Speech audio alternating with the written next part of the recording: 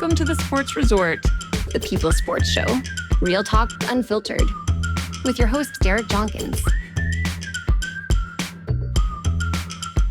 So welcome everyone to another episode of the Sports Resort Show. Where this D Junk, I got Coach Malorie. If you don't know, you know, I try to give information to parents and kids. That's my whole outlook. I've accomplished a lot of things in my life, but so I do this show more so for parents and kids information, because I always say it's so much information out there, but it's a lot of not good information out there. So I have Coach Malorie on here, the strength coach for the University of Auburn soccer team, who I don't know if you know, I just was randomly on social media and I just started watching your videos, and you know how tough it is, coach. There's a lot of videos out there. And you're like, what are they doing? You scratch your head, right? You're like, what are they doing? But I saw yours. I'm like, okay, coach, own it. And two, what brought me to you is that you actually do the workouts, which I'm a big fan of. I like working. I do the workouts also. Kid calls me out all the time. They're like, coach, can you do this? I'm like, oh yeah, let me show you. So even though I'm old, I still got my mojo. But I respect that about you a lot. You working out all the time. Thanks. And I think kids see you work out and they like, dude, my coach works out. She's ripped. So I think that draws more respect to you on that level. So, coach, thank you for being on here. I know you're busy schedule. So let me kind of hop into it. How did you get into strength and conditioning, coach? And how did you get into that? I mean, I grew up playing soccer from the time I could kick a soccer ball. I was on the field. And then in my youth years, I went to a performance training facility back home, trained there from the time I was in elementary school through college. And I would say that's where the spark for performance training really began. And then I went on to do an internship in the college space. When I was in college, I went to TCU, did a summer internship, and with TCU football, and day one, I knew this was what I wanted to do. We ran 3 lift sessions, 3 conditioning sessions. I went home that evening. I think my feet were swollen. I was exhausted, but I was like, this is my calling. This is where I'm supposed to be. Just the energy and the enthusiasm of the athletes, but the coaches, I was like, okay, this is it for me.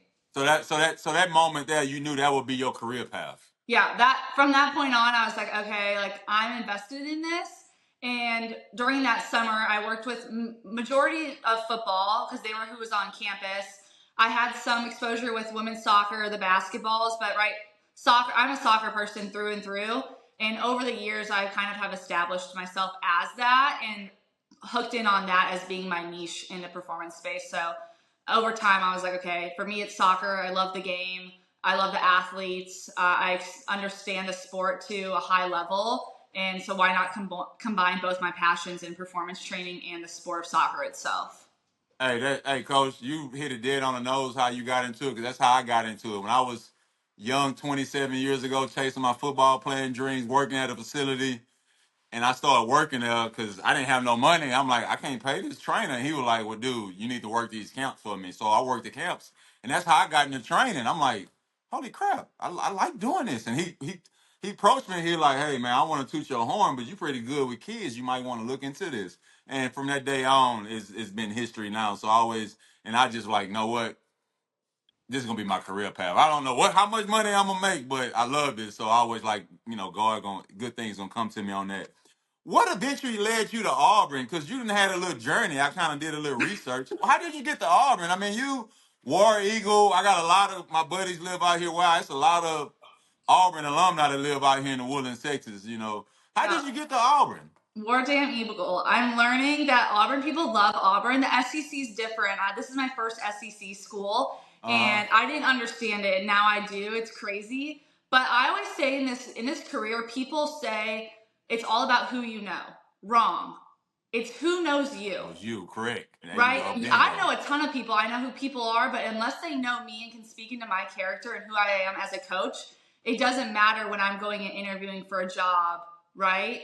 So kind of to backtrack, I took a part-time role at UNC right after my GA position. I met Jordan, my now boss.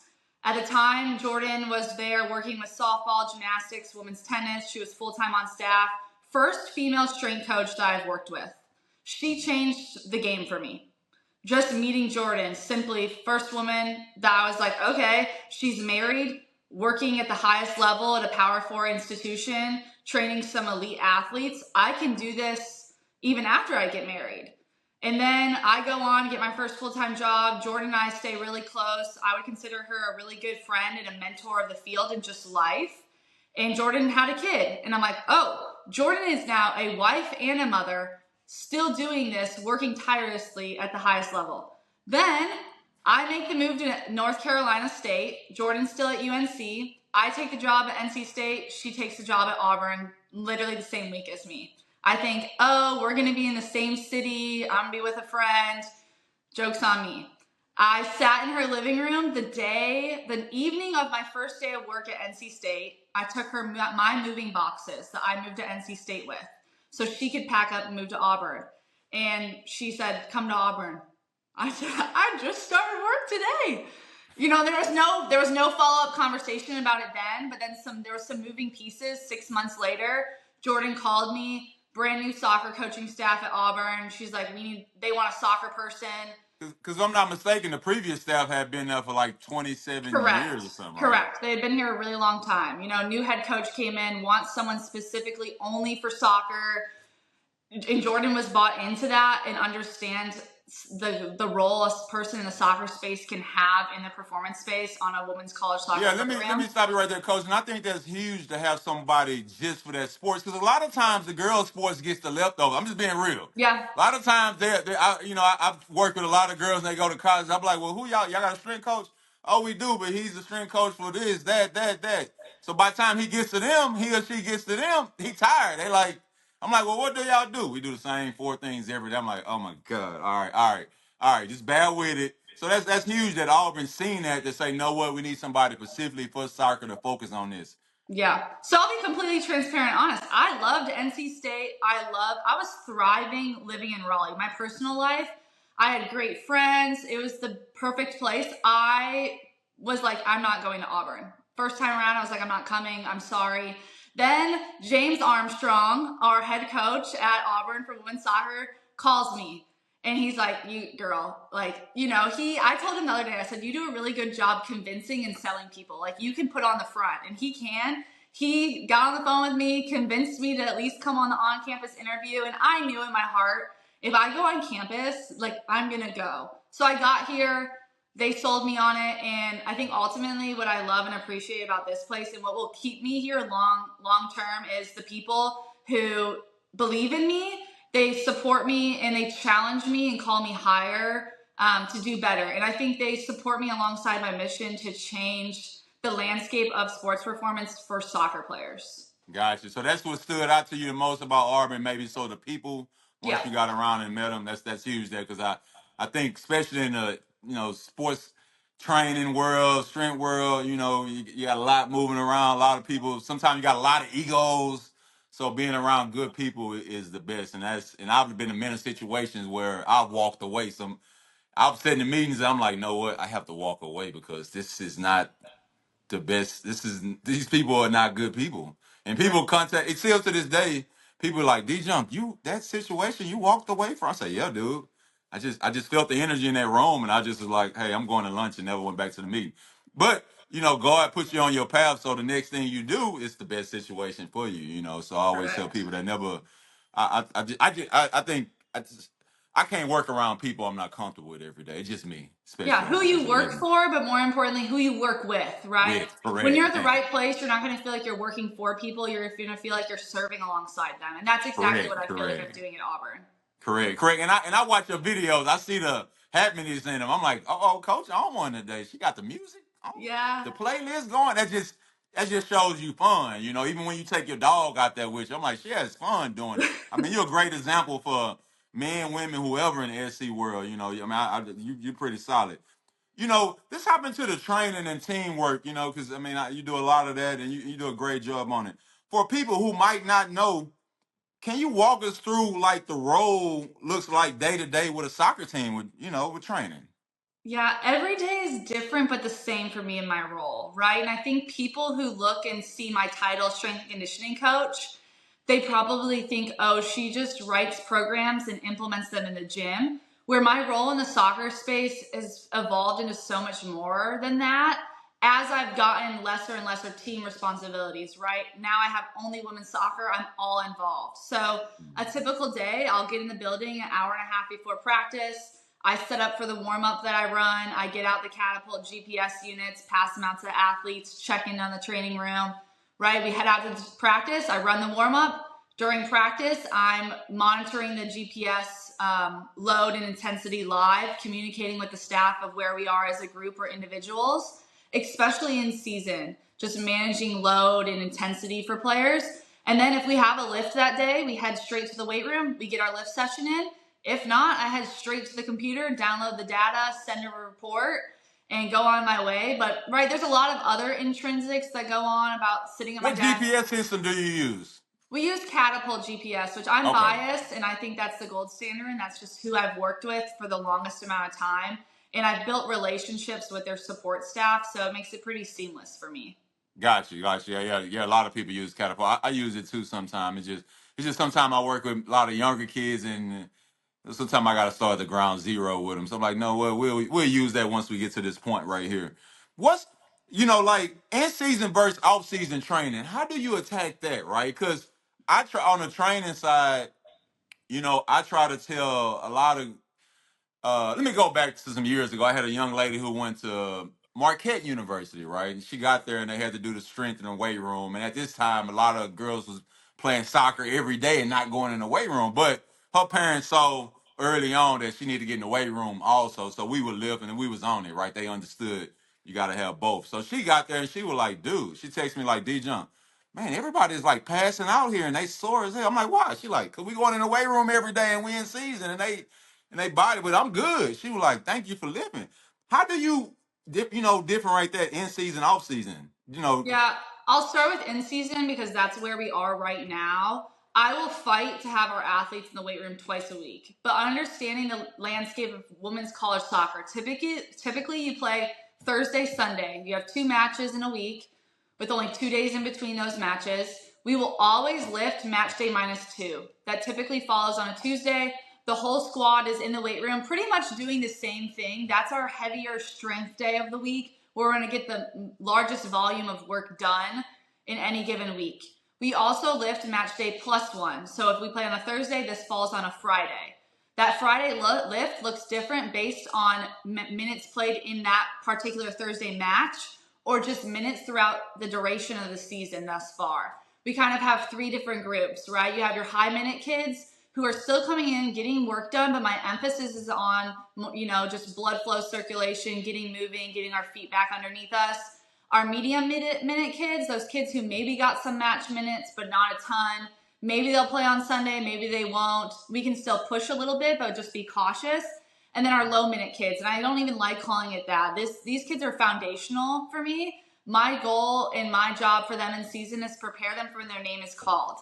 Their name may not be called tomorrow. It may not be called in a month. It may be a year from now.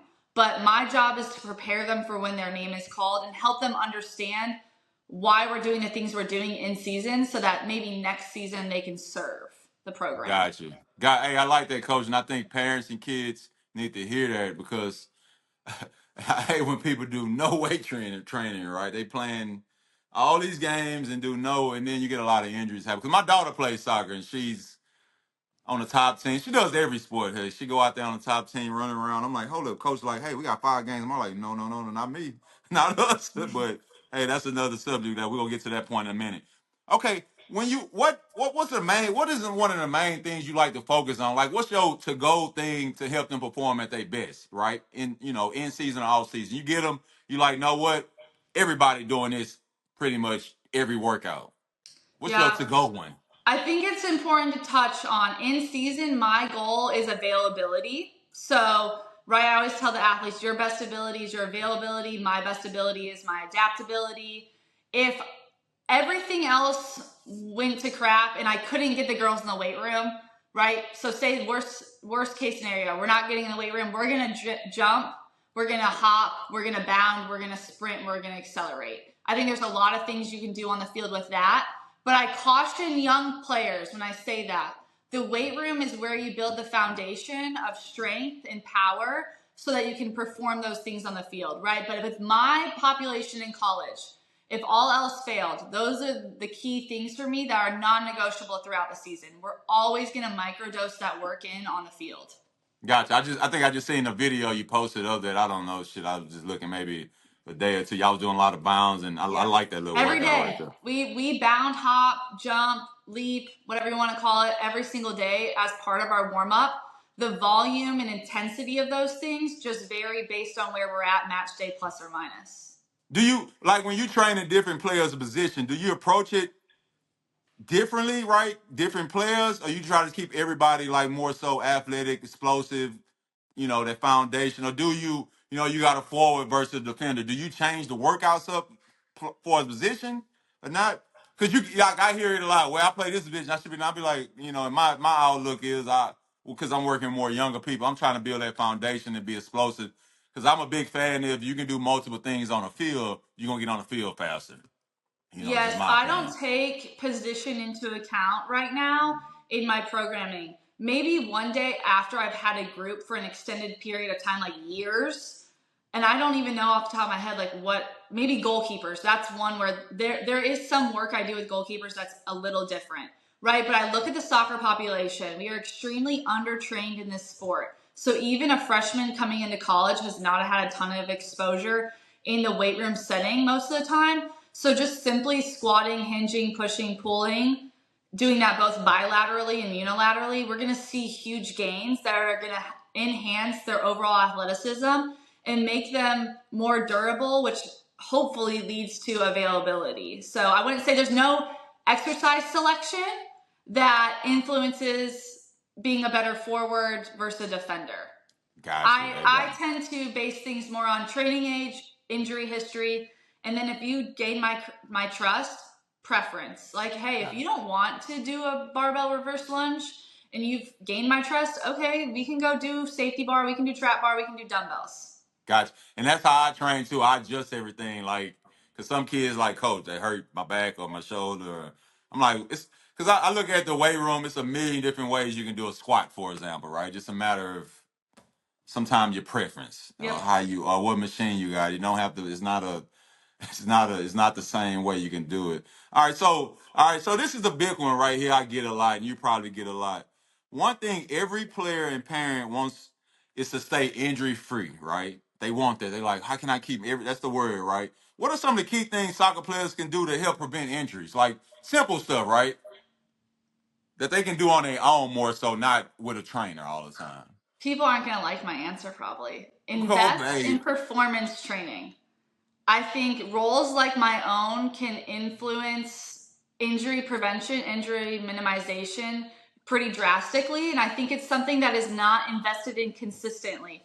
I think the sport of soccer in the off season, which is like a month and a half for these youth athletes. well, it's not even that no more Yeah. because I mean I have a few. Let me see, how long did they take? Well, they took off. Shoot, it's not even a month and a half no more. It's It might be literally the month about. of June or July They sometime. take off in July, and that's it. Yeah. They right back at it right now in August. Not And even they no. get Hold up. excited to get in the performance space and dabble in a few what I would call workouts. It's not training, you're just doing a workout because you're not consistent with it. So I think what I would say, and my argument is every youth soccer player, find a great performance coach who's going to coach the basics really well. Teach you how to squat, hinge, push, pull, do it on both one leg, two legs, teach you how to hop, bounce, sprint, accelerate twice a week, no matter the time of year, whether you're playing games or you're not playing games, and stick to that. I think we're going to see a lot greater outcomes when it comes to injury minimization with that, rather than me being like, hey, I think everyone should be doing a reverse lunge. No, it doesn't come down to, I don't have these secret exercises. Hey, I'm glad you said that because I get this a lot. Can you write me a program to do, right? And I'm like, okay, you're a kid. I'm going to give you this to do. 90% of the stuff you're going to see on this paper, you have no clue how to do it, right? And you're not going to do it. So I always say, because you got a big thing. I'm going to use out here, for example. Soccer's huge in this area. I mean, if you pass by, some of these club fields in the evening, there's probably 1,000 kids out there, like easily, right? So now you have them. They practicing 4 or 5 times a week. No, they practicing 3 times a week. doing skills the other 2 times a week, right? Then they playing 5 games on the weekend tournaments, and it's travel, right? So a lot of them that don't get it are not doing no strength training at all, right? Or they dibble and dab, right? They might go do a session here, session there, no consistency. So I always try to say, you know what? Let's find a time. Let's make time, right? The one I have a few serious girls' parents who understand it. They're like, hey, D Junk, we come to you once or twice a week, regardless of what we got going on. We're gonna make it work. And they do that, right? They understand the long term. And some of them see great results. I had a girl the other day, I just think they ran a what she said they ran a mile for time, and I think she said it was like a couple hundred girls and she was number one. I like who won? She like me. I'm like, oh shit, damn. But I say that because she's been training like in the weight room so much that she can go do anything and she'll probably be number one because she's just been they have been on it. And I've had a lot of kids like that, but I think you hit it dead on the nose. I think a lot of parents have to grab it and say, know what, and take control of the situation. Because I think once you get to college, right, your kid is good and they come to Auburn, they come there to play with y'all, and you got them in the weight room every day, and they not used to that. It's gonna be a shock to them for a while. They're gonna be sore for a while. It's gonna maybe be discouraging because they never did a lot of those lifts, and it's gonna hit them like I always say like a football player like hitting you. You're gonna be like, holy crap, Coach Mallory got us Spartan. Holy crap, we got practice today too, and I got to come back in the weight room tomorrow, and I got to go to class.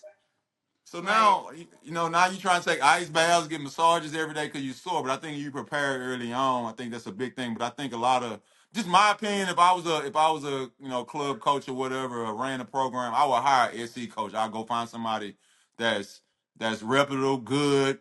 I mean, and put me a little facility right there and have that a day out of it that they go and do weights of because I think that'll be huge right there on the big time on that note. So what's the so as you especially for the youth players and things like that, what things they can do to avoid injuries? You think? Train. But Give me I 1 second. think, right, I think my answer is the same. Invest in quality performance training. But with that, you kind of touched on this. These athletes are going out and playing multiple games a week all year round. They're going to individual technical trainings. They have coaches for various things. They're just pounding the same movement patterns over and over and over again. But let me ask you a So question, Coach. Why do you think that is? Why do you've been in the soccer space, you play every day. Why do you think that is? Of someone always trying to get one up or feel like they losing something if they don't go do that every day and pound the same movements? I think the game of soccer has evolved, especially on the women's side, right? You look at women's college soccer, it used to be a much more physical game of like kind of kick and run is the simplest way to put it. And I would say now the game of women's soccer, just globally, but especially you're seeing more changes in the women's college game, is becoming more tiki-taka, right? We're pinging the ball around, valuing possession and breaking lines and connecting at someone's feet rather than just kicking over the top. The youth athletes are understanding this, so there's more of an emphasis on that technical ability, but we're just losing sight of the physical development piece when we're focusing so in on that. Right, like I was saying, we're repeating the same actions over and over and over again, a large volume that the body cannot withstand, and that's where we're then starting to see injuries and overuse injuries and just breakdown, where I think if we had that foundation of strength from the weight room or from a performance training space, we'd be in a much better place. Good. So you big on recovery then, correct? Yeah, but my big recovery things are sleep and nutrition. Nothing beats that. Nothing is going to beat 8 hours of sleep for my college athletes these days, or them fueling themselves properly post practice, post lift, post match, because that's the first thing you can do to start the recovery practice after a game or practice. What are you putting in your body? And that's what I do for my daughter. I'm making sure she getting about 8 to 10 hours of sleep almost. I'm like, hey, my wife be like, hey, she been. I say, let her sleep. She need rest. She had a long day today. Like she needs some sleep. Make sure she eating. And now I have a thing where I sit there and eat with her because sometimes you tell kids to eat and they don't eat the stuff. Yep. They throw it in the trash or whatever. I remember I was in college. Our coaches used to sit at the table with us. They be like, okay, what you ate? Or they had somebody follow us around and watch what we eat all day. Like, golly, this lady is like watching me like, oh, you didn't put that on your food. Put that on your food. So nutrition habits sleep is huge because that's gonna get you to play. And I have a thing. What I do a lot of kids I train is that I have them text me pictures every time they eat. I'm like, know what? You know what? You're not gonna see these gains in this weight room. So know what? Every time you eat your food, send me a picture. We're gonna just keep it simple. Breakfast, lunch, and dinner. Text me a picture. And they and they kind of and they think they like, okay, boom, all right, damn, what can I eat? And I'm like, no, send me the same thing. And matter of fact, so you won't cheat me, I need your face in the picture. It's pretty funny, but it has been working lately, and they like, dang, coach, you was not lying. And then they see the results. They like, all right, coach, appreciate that, because now I see it now. I see like the results. I see the weight room. I see all that stuff happening on that. So as you kind of go, on with your career thing, what's the one thing that motivates you every day to keep going? It's just me versus me every day. Cause you own it, coach. I'm not gonna lie. Like you one of the few people. I'm just being real. Men or women that I see owning it every day, be it working out on your own and training. Like you like a little machine out there. I'm like, do coaches wake up and drink 10 cups of coffee every day? What the I hell? try to limit it to 2 coffees a day, and I don't get it right all the time. I'm human and I'm not always training. I have days where like I'm down in the dumps, but I think our director of ops, she kind of called me out for it yesterday. We had gone on this road trip this week to Memphis. Things went haywire and out of sorts. We got back off a 6-hour bus ride. We trained. And I was walking in the building and I'm like, you know what? I haven't trained yet today. I'm going to drop my stuff and I'm going to get my tempo runs in right here, right now. And she's like, you're the only person I know that would do that. And I'm like, well, the work's got to be done. Like there's zero excuses for me in my life. But with that said, I don't always get it right. But I think it's just me versus me. Like every day I wake up and I want to be a better version of myself. I'm not sitting here comparing myself to other people or trying to be someone I'm not. Like I'm going to be 100% authentically me. And I always tell people, you take me at face value. Like either you like me or you don't like me. Like my feelings aren't hurt either way. Either, like I'm still going to be me and life's still going to go on whether you agree with me or you disagree with me. Hey, that was me this morning. I'm like, how can I do a workout and get back here for this show with Coach? I'm like, shoot. I woke up. I say, no, what if I do this one class? I go do class at a time. I'm gonna be tired because there's a lot of cardio. I'm like, no, I'm gonna do this Pilates class. So I went to Pilates, ran back here. I'm like, okay, I got my workout in. Now I just gotta figure out how to do my cardio for the rest of the day. Coach, for young athletes that got aspirations of playing D1 soccer, what's an important piece of advice could you give them, right? Because everybody, like we talking about soccer, they're playing a lot now, right? Everybody parent out there with they got the tents. Everybody want to play D1, right? And then you have the showcases, everything, and people gonna watch this. They gonna be like, man, what advice could you give them, Coach? Invest in your health, right? Outside of just performing as a soccer player, check how you're sleeping, how you're eating, what you're doing in your performance training, how are you managing stress. If you can sort out a lot of those things before you even step foot on campus in college, like you're going to be ahead. Because coming to college, it's a whole new world. You're trying to manage the demands that are increased on the field, plus conditioning, speed work, performance training, getting to rehab on time, handling a social life, schoolwork. There's a lot of different things. So if you can really check off just taking the best care of yourself so you can come here in a really great place, you're going to set yourself up for success, right? But with that, coaches will see those things. I was working, now off on a different tangent, I was working one of our ID camps recently, and my girls know you start with your foot behind the line, you jog around the field, and the kids are walking over to me. And I was like, hey, listen, like I'm not judging you. I'm not going to make a decision if you come play at Auburn soccer, but let me give you a tip. Okay, my college coach, the first school I went to, told me when he recruited me, I was the only person that jogged off the field at halftime, and he was sold, right? So the little things matter. Coaches see those things, whether you're at an ID camp or they're watching your game, what your demeanor looks like as you come off the field, as you sit on the sidelines, how are you paying attention to your coach at halftime when they're speaking? How do you speak to your teammates? So I would say outside of taking care of yourself and your health, just who you are as a person and how you carry yourself, coaches are watching those things, because it's not only about if you're a great soccer player, do you fit the mold of the program personality wise? Gosh, that's real. And I try to tell a lot of kids too. You go to a lot of these camps and y'all lining up, go in the front. I'm gonna stand in the back, dude. Like you can't see nobody, can't see you in the back. Go in the front. I'm a big thing of that.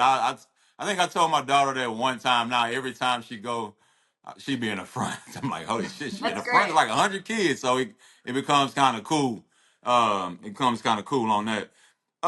What you work with a lot of athletes, coach. What's one thing that you think they can carry with themselves after soccer is over that you didn't put into them? Because it's I tell them, I tell people a lot, strength and conditioning coach, sometimes those kids are more around you more than anybody, right? And y'all come close. What's one thing you think they can take away? They say, you know what, my career over with, but I'm done. I'm moving on with life. But man, I remember Coach Malorie used to tell me this, tell me this, and I use it every day still. I think I instill like relentless effort in kids, whether it's on the field, right? And a lot of that is on the field in the weight room right now. But I pray that the way I carry myself and the way I do my work and interact with them, and I just have this relentless pursuit of excellence, that they see that in more than just how I train, but just how I interact and do my work. And they can carry that on whether they choose to play soccer professionally or they go to work a 9-to-5 job, right? And I think the next thing is just my second point to that would just be like loving people and caring about people. And that's what this is all about, no matter what career you're in. Gotcha, got it. And that's the thing. The same thing. A lot of things I do is, I'll be like, no, what if you just train with me and that's all you learn how to bench press, you didn't learn nothing else from me, then I ain't doing my job. Because I'm around you a lot. I think I was telling kids, I'm like, holy crap, man, I'm around you 8 hours a week, maybe more than you see your parents when you get home at night. I'm like, so yeah, so we're gonna make sure everything else straight. Coach, I always allow guests to ask me a question before we hop off. You got anything you want to ask me? Anything? Yeah, I guess I'll ask you about the soccer space and some of the athletes you're working with, and just a question you asked me, right? Like, what do you think is missing for those athletes? You're working with more youth than I am. How can I best serve that population? I honestly, I think a lot of times people don't know the information, right? So I think, and I don't know all the rules and them, but I think people like you, if they can go out and talk to people, like, because sometimes or have more open forums, right, or something where, where I don't know, Zoom, whatever you use or something, and people can, information they can go on there and grab. I see. A matter of fact, I think you can do because I see. I want to say USC golf coach, for example. They do one where they have an open forum, right? And they'll log in. I think they use USA Golf, for example, whatever.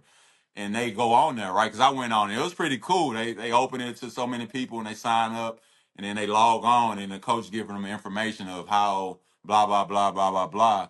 And then too, it just kind of trickles and you're like, man, you kind of grab it. I think the one they was doing, how does recruiting work? But you can do one for how does strength training work or whatever. But it was the one, yeah, the one they did was like, how does golf recruiting work, right? With all the changes, people getting confused now, don't know how things work. It's probably hitting soccer too, how many players they can give scholarships. Kind of gets confusing, right? But I think the more information that people have, the better, especially from people like you. And I would say it's probably more girls that play soccer in the United States than boys, just because it's not many men colleges that offer soccer scholarships or even have soccer programs. I think it's way more women's soccer program. And for example, a lot of kids don't even know that, and parents on the boys side of it. They play soccer and they're like, hold up, there's no school in Texas that has men's soccer. No college, if I'm not mistaken. No, it's not one. SMU, I think they may be the only SMU, one. they got men's college soccer. Yep. Might be the only one, right?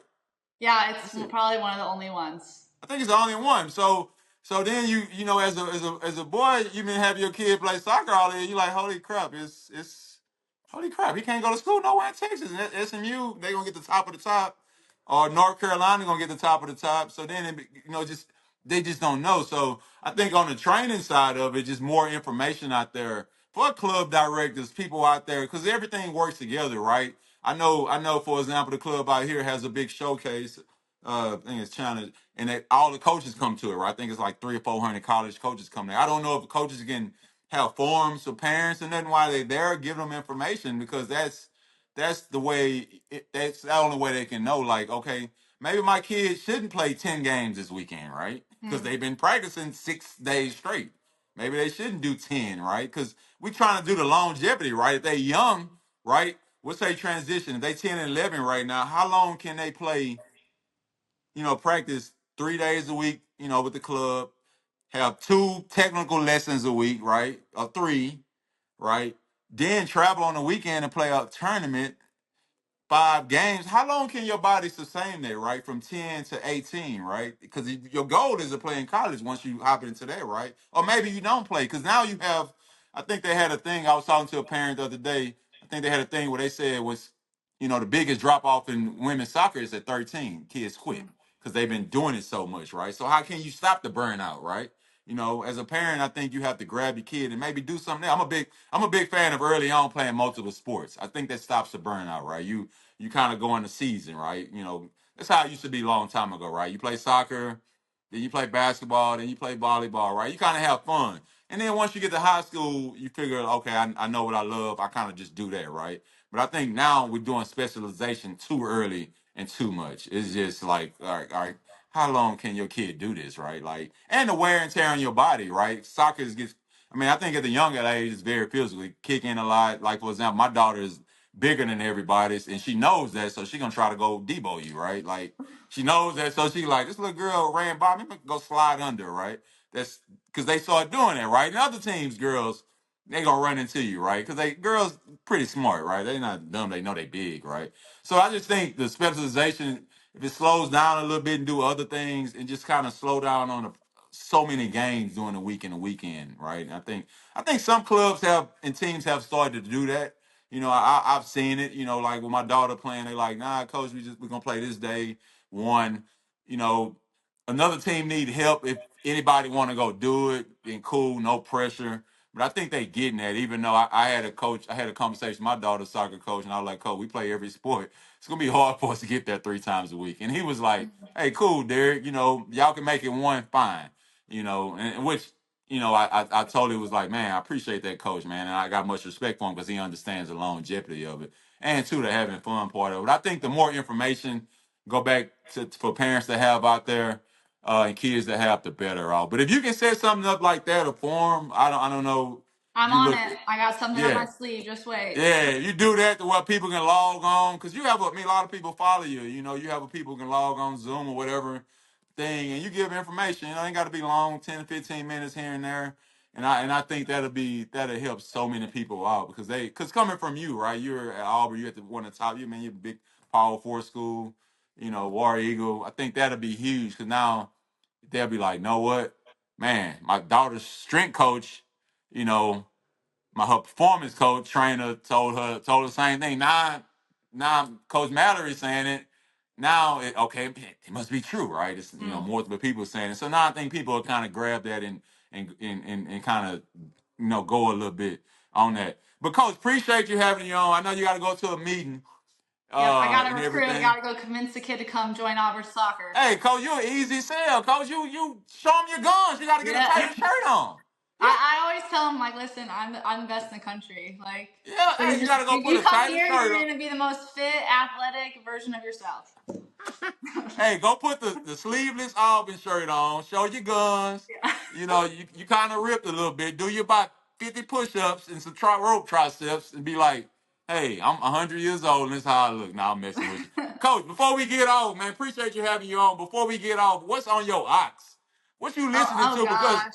I follow Someone you on asked me this social. I be like, Coach be having some music on here. What's on your ox? I when I'm lifting, we go one extreme or the other. Sometimes it's just like some country music, and other times I got like Glorilla, Lotto, Sexy Red on. It depends on the mood. Hey, I'm not gonna lie. I seen one of your videos. I say, damn, coach over there jamming. And I was like, you was doing some box jumps or something. I say, boy, she got a playlist going over there. Cause I'm in the gym and kids be like, Coach D Young, you old, Coach. That playlist, Coach, from like 5 years ago. So they grabbed my ox. I'm like, boy, I guess I am old and different stuff. But hey, Coach, good luck on the recruit, Coach. Appreciate you having me on. I know you're very busy. Man, much love. Let me know. We got each other information. Let me know once you set that stuff up or anything you have. I'll pass it on because I like giving people information. That's why God put me in here. But hey, peace out, Coach. This is D Junk signing off on the Sports Resort. Coach Malorie, Auburn, War Eagle, everything SEC, War down. Alabama, Auburn, Alabama, everything. She's been around the world. Appreciate you having you on, Coach. Peace out.